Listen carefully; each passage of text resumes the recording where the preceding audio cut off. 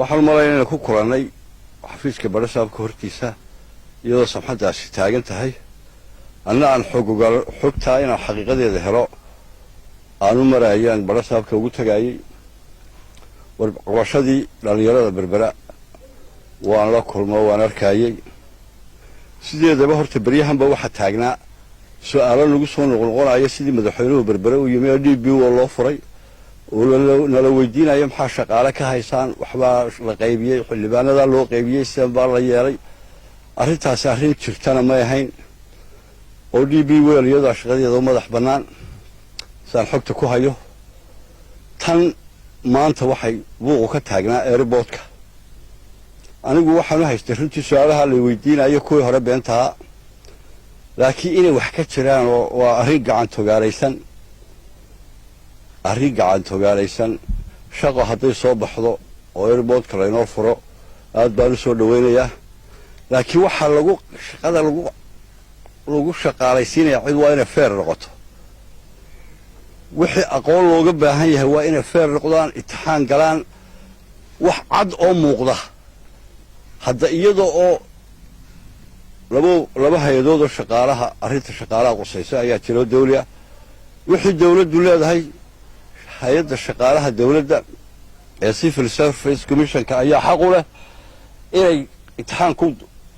ku qaadato ay u qabato oo lagu shaqaalaysiiyo shaqaalaha aan dawliga ahayn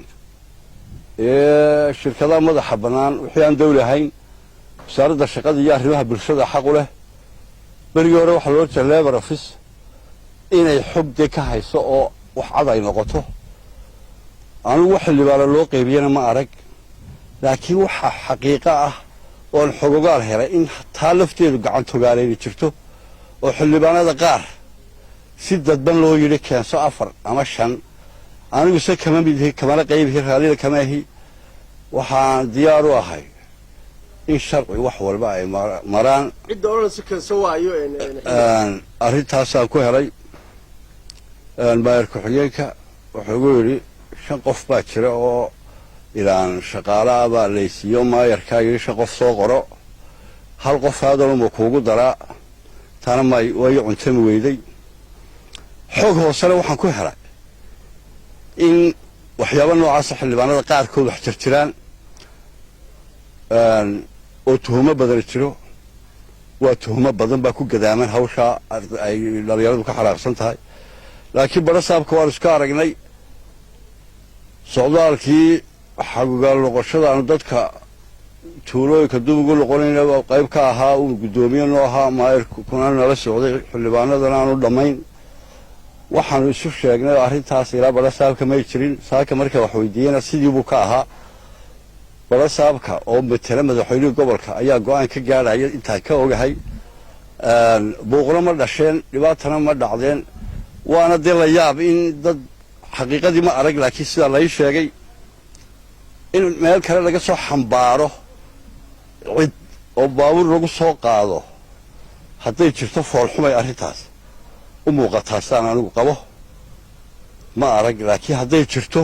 waa arrin foolxumo ah 5 qof buu ii qiray nin kale oo xildhibaanada halkan magaciisa ka sheegayna wuxuu sheegay inuu yidhi 5 qof soo qoro balse aan waxba qorin oo arrinta aanu fahmin laakiin inta badan arrintaa ma hayaan marka arrinka aad ka soo horjeedo cambaarada aad iyo aad baan uga soo horjeeda waxaan leeyahay waxa soo baxa ee shaqo inoo timaada waa inay feer ahaato bulshada loo qaybiyo wixii education background u baahan iyo wixii technician u baahan ay imtixaan ku kala hadhaan wixii xamaal iyo shaqaale hoosaad iyo waxaana in meel kale laga soo raraado meeshaba taalo way arrinkaa taagan imika ma laga yaabaa inaad meeting ka yeelataan shiraan caadi ahayn